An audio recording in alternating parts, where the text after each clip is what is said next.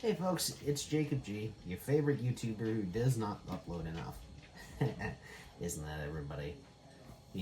So this is going to be a bit of a different video for me because I typically just do my videos either A, on a bike, B, gabbing at the camera, or C, just filming something random.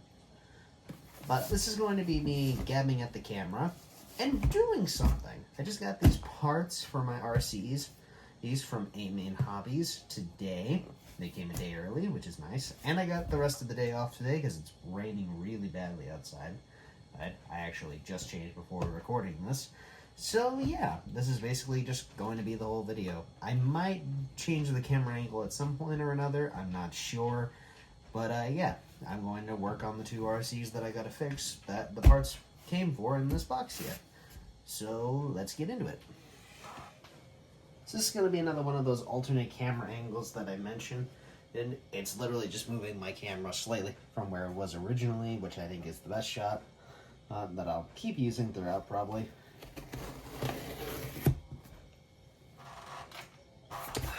Love our secrets. What's that phrase that Kevin Talbot always says? Oh yeah, how it's Christmas every day. So the smallest part in the bin is the Traxxas Kingpins. I got these. Let's say 31.5, but I swear I ordered the 29s. Whatever, maybe it's just different math. Anyway, these are the ones that I got for my Bigfoot rig, and I use them for a very explicit purpose, so we will get into that in a moment. But the big one, and I've been meaning to do this for a while, Traxxas Pro Series Magnum 272R transmission. Let me get that centered up and shot. Yep. I've been meaning to get one of these from my Traxxas Slash for a while because, well, I'll just talk about it when we get into that. So I was debating which one to work on first, the harder one or the simpler one, so started with the hard one. Just makes more sense to me. So this is my Traxxas Slash that I've built up over the years. Well, year, I guess, plural. Plural doesn't make much sense here. But, yeah. This truck has gone through multiple iterations. It was originally an HCG chassis. I ended up taking the skids that came off from that. I had some more PM ones, and I made my dad an HCG. That is, I hate to say it, better than this LCG. But, you know, that's just how it goes. And, yeah, over the years I've done a bunch of modifications. I added in a fan, and this is a Yeah Racing fan. I don't know what it's meant for, if it's really meant for anything other than this. And I've modified the actual cooling fins ends on the little sleeve to actually sit on the motor with it turned about 90 degrees from upright. And yeah, I've just put stuff on it as I've gone on. It's got Techno dog bone drive shafts because I've gone through multiple drive shafts with this stock. I've gotten eBay specials. I've done the Traxxas CVDs. Just haven't worked. And I've moved on to these Techno RC dog bones, and they seem to work pretty good if you set them up correctly. I do believe I got these set up correctly anyway. This did have sway bars on it at one point. I actually think with the LCG it made it work worse, so I took them off. And yeah, otherwise it's just an LCG chassis, box standard. It's got an RPM front bumper, rear bumper, the mud flaps, and it's got just a standard VXL L3S system in it. And it's got the standard Magnum transmission in there. I got a ProTech fan on the ESC. I don't know if you can see it that well. I changed the plug to an XT60 connector to make life simpler for me, just to get rid of Traxxas batteries in my midst. I had a couple of them fail, and I just got over it. It's got the Amazon special 40 kilogram servo in there. I literally got that just as I needed it, and I did have to modify the skid plate a little bit so it would fit, but it doesn't stick out enough to mean issues for me, so I called it good. It's got a RC screw, stainless RC screw kit in there, except for the couple that came in the kit for the LCG chassis.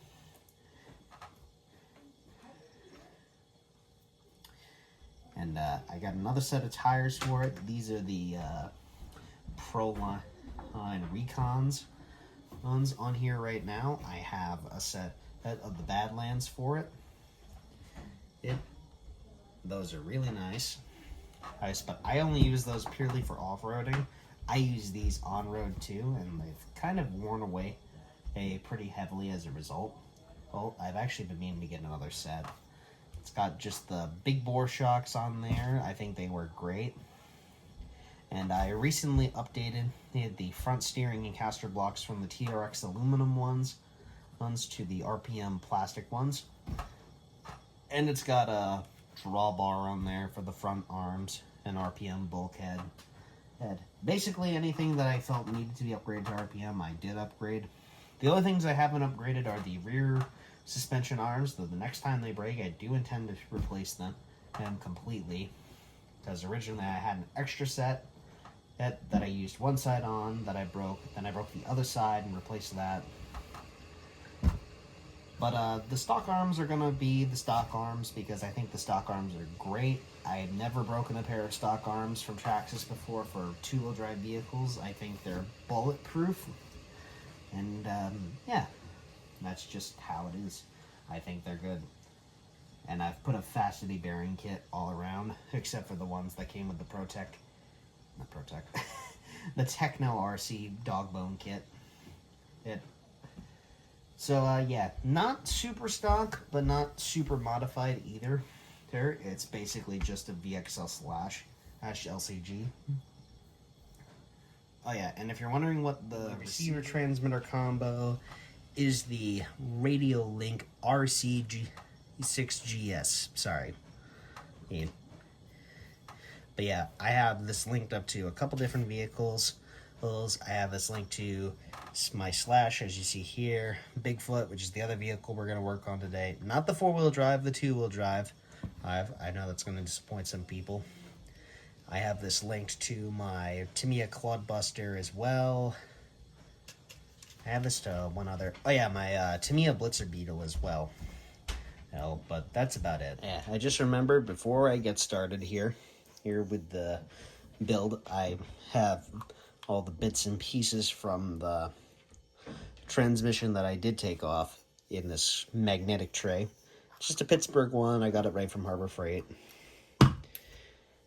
And yeah, it's magnetic, so it holds down to stuff, and where I'm working on a metal freezer here, it works out just fine for me.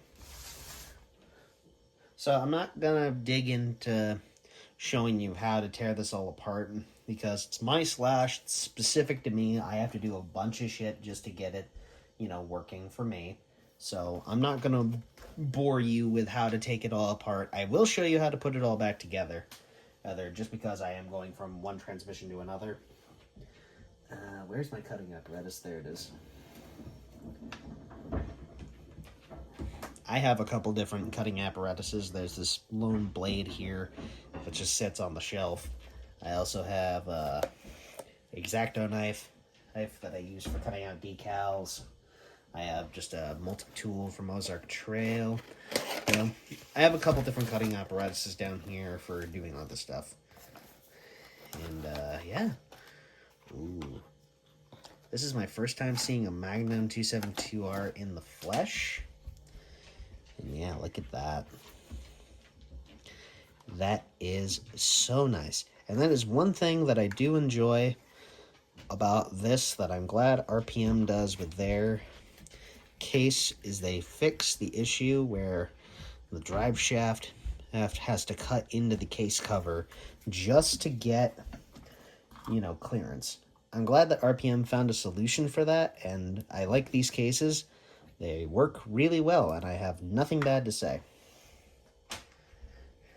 That being said, this is going to be my first ever experience with one of these, so let's dig into it. First thing I want to do is I want to get into the bottom end of this, the differential. That's the cool thing about this, is that you don't have to tear the whole thing apart just to get to the differential. You can pop these couple of screws out on the bottom, and everything works out okay. And I know what some smart aleck in the comments is going to ask me, Jacob, why didn't you just use a drill and a 2mm hex? Because our drill that we actually use for work is currently indisposed. It got a lot of water in it today because it's raining outside. You know, rain, that thing that causes precipitation to fall out of the sky. I know, I'm not funny or clever. But I gotta gab at the camera, otherwise this video is gonna be boring.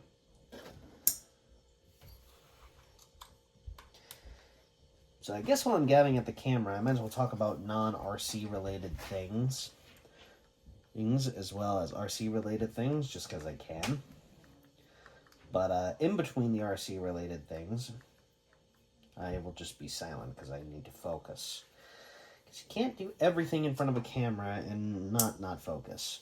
Although I am good at doing a couple different things at once, sometimes. And I apologize if I get really quiet. I try to be louder for the camera than I am in person, but that just doesn't happen sometimes. It's just the kind of person I am. I'm a very quiet person.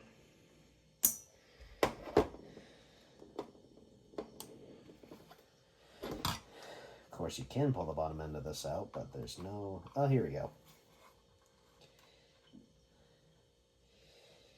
Okay. And here it is. Miss America.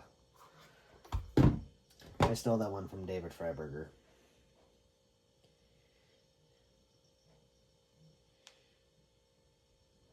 Oh, man.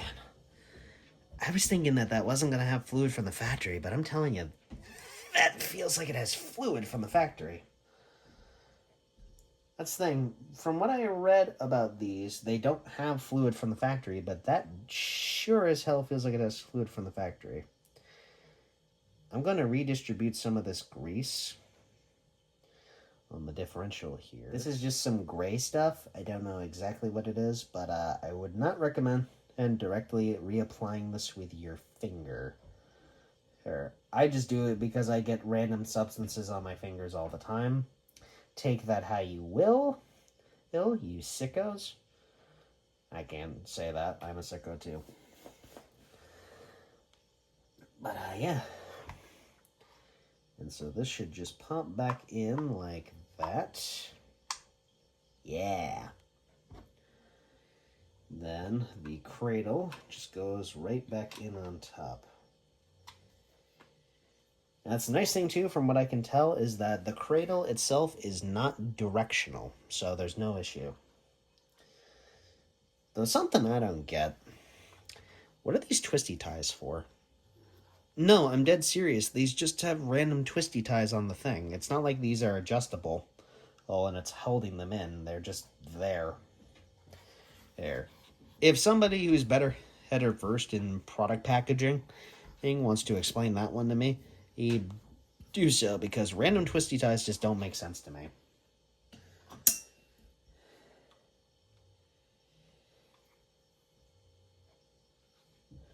think I'll cut back here once I get this all back together and get this all torn apart. And finally, the cut you've been waiting for. The cut to when I finally got this all torn apart. So obviously I had to take this all apart a very certain way to get it all off and, you know, in a way that makes life easy for me. So that I don't have to take a bunch of shit apart that I don't need to, like taking these zip ties off and screwing up my wire management and for the fan and everything, because that would have been fun. Trust me. So yeah. Anyway, I gotta get these ST Racing Concepts pins out. I forgot to mention those earlier. They are on all the corners of the truck, hook in and out, except the pins up front here. Those are Traxxas.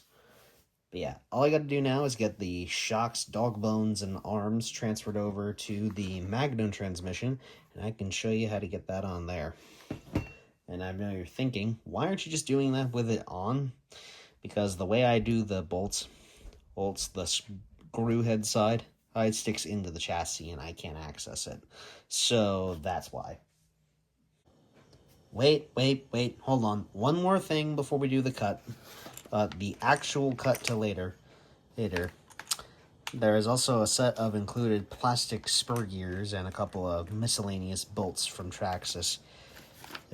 I'd assume the silver ones are for mounting the motor, so you don't use those flat ones, and then the big ones are for something else. I'll have to look in the manual real quick that comes with this. But yeah, that's all that's included. Now, for the actual legit cut, promise this time, swear to God.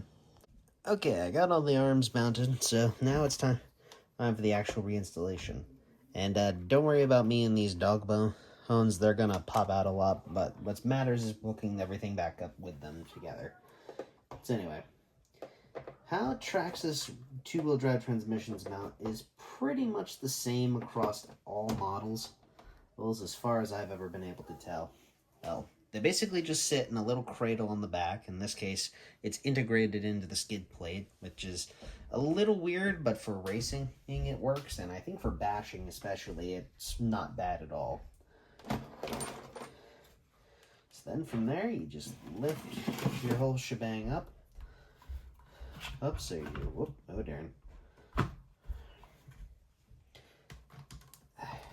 course, now everything wants to flop about out in my face and make this difficult. So for the transmission,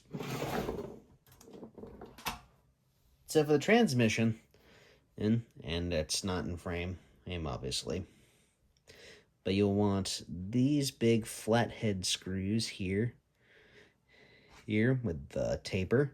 Okay, before we go forward, I need to make a correction to what I said earlier. These are not the Recon tires, they're the Icon tires.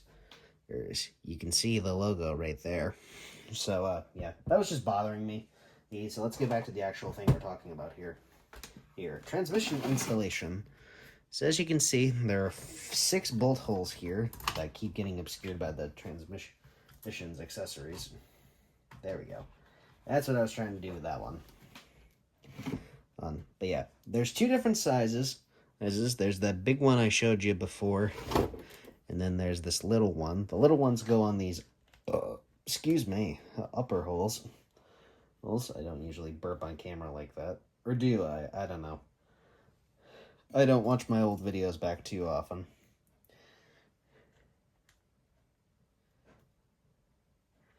Luckily, to where this is brand new, they haven't had any holes pre-drilled. None, as far as I can tell. The best way you can tell is by taking your screwdriver and just turning until you feel the screw drop. And in this case, it didn't, so yeah.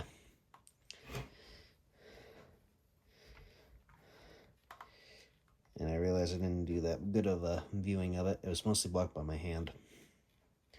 But yeah, just spin it backwards like that until you feel it drop or hear an audible click. And usually that's a good sign that you have achieved finding the thread head match.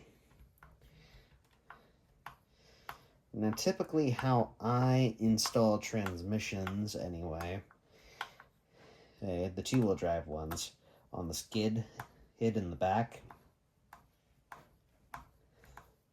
which again, in this case of the Slash, it is integrated into the chassis, is I tighten down the screws most of the way.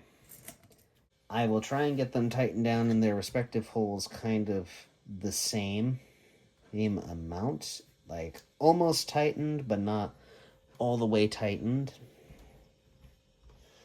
And then I will try to do sort of a star pattern kind of evenly with them. Because the way I look at it is that this is ostensibly like a wheel in a way. I know that doesn't make any sense, but I promise I'll explain a bit better. Basically, my thought process is that it's sitting on an apparatus that holds it into place, and if it's at all cattywampus the way it's sitting on it, it's not going to hold in very well, which can lead to things like chassis breakage, bolt breakage, and just general tomfuckery, as I like to say. So that is my thought process there for that, is that if you tighten them down sort of evenly, it ultimately makes everything more centered, more rigid, and ultimately more stable. Oh, Mabel. But you can do it however the hell you want. I'm just explaining my process because I have done this enough times now that I've developed one. Which leads me into gabbing about my history with this thing and its broken transmissions. Basically, I have had every single type of transmission failure on this truck you could imagine with the standard Magnum transmission. I was about to say Pro Magnum transmission, but that's not what it is. It's the standard Magnum transmission. I've had differential failures, different bearing failures across the whole thing, from deep within the transmission to just up at the clutch shaft here, to gearing failures. There's gears getting stripped on the spur and the pinion. And the only time I've ever had an issue at the back that wasn't related to the transmission was the original motor on this thing failed catastrophically. And sadly, the front bearing was so seized in the casing that by the time I was even close to figuring it out on the get it out, it was no good. So I just said screw it, and I bought a whole new power system. Not even... Did I get... I wonder if I just got a new motor. I can't remember now. I'd have to look at my Aiming Hobbies order history to know that for certain.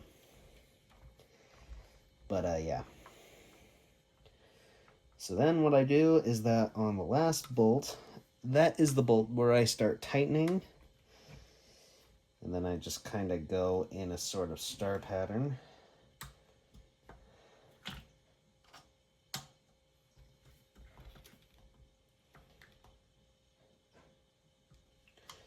Switch wrenches here.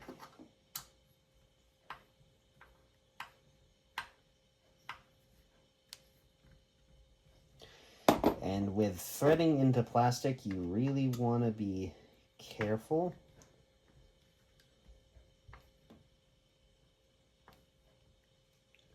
Because if you tighten down too much, what ends up... Oh, I jumped the gun there. What ends up happening is you end up stripping the plastic out, and you have to do a myriad of tricks that I've done over the years to get bolts to stay in.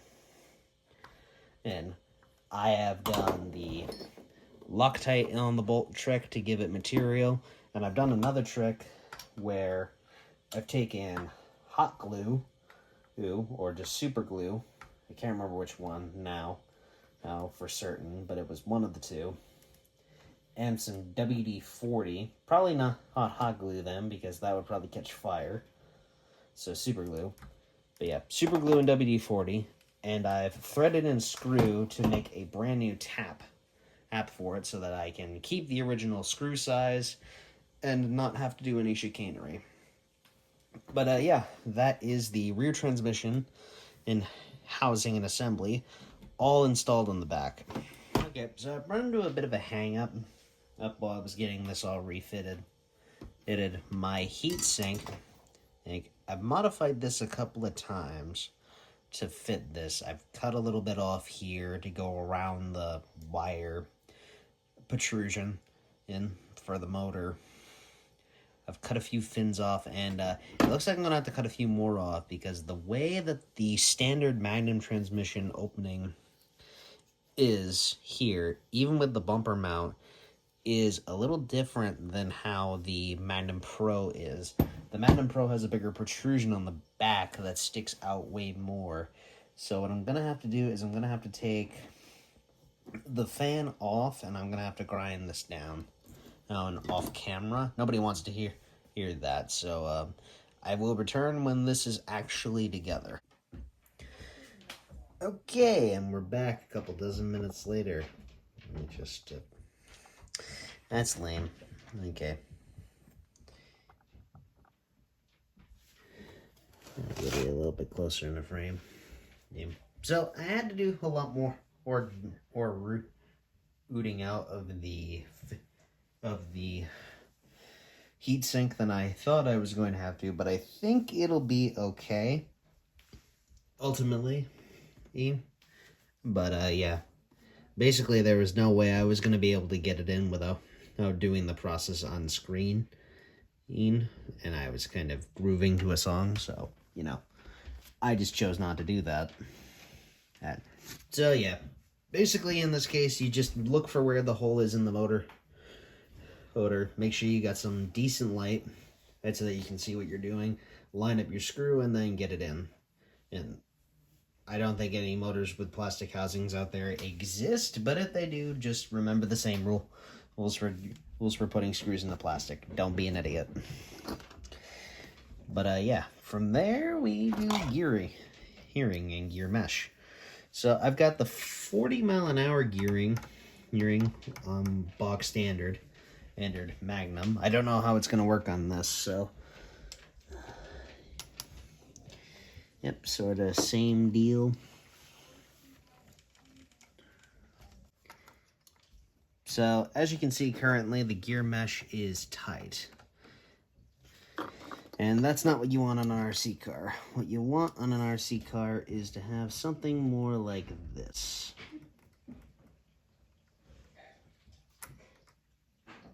So basically what you want is the ever so slightest bit of play. I don't know if I can pick that up on screen. Let me see if I can zoom in a bit more. Just to that corner of the screen there.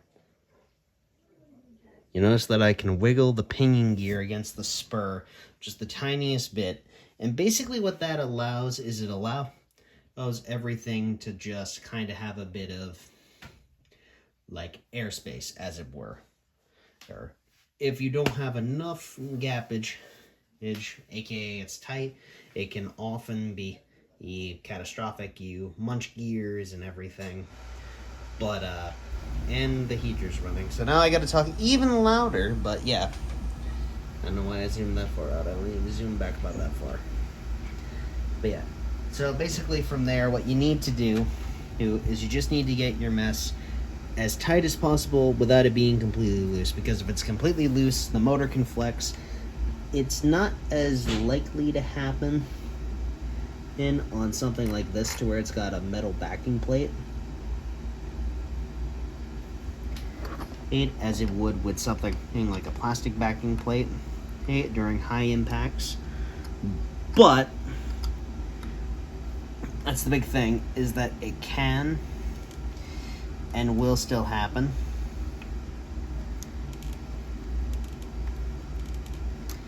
And in some cases with this that I've found, is that sometimes the shaft is just a little bit imbalanced. And so sometimes, and I actually have it with this setup here, is that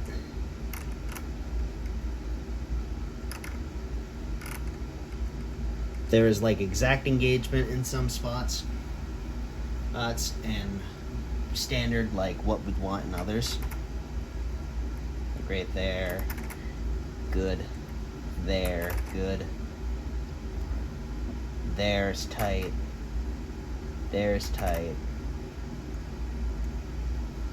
So it's kind of an even 50-50, and that is a brand new pinion on that as well, and a sort of new spur gear, pretty much. So from there, it's just kind of a matter of everything's got to wear in still. So, that's kind of important to do, is just to drive your car. Or don't just let it sit, drive it, use it. That's why you want it. You can have a shelf cleaned if it's old, but if it's something like this that's relatively new and has good parts, availability, use it, drive it, do something with it. But anyway. And then from there, it's just about putting the cover back on, and then getting the rear bumper on. That's actually something with the RPM bumper. The way that the bracing works is that it actually would have blocked the one bolt here for the dust cover. That's why I left it off. But yeah, So I'm going to get this finished up off screen, and then okay, finally it shut off. Anyway, so I'm going to get this finished up off screen, and then when that's done, I'm going to come back with Bigfoot, and I'm going to show you what I'm going to do with these.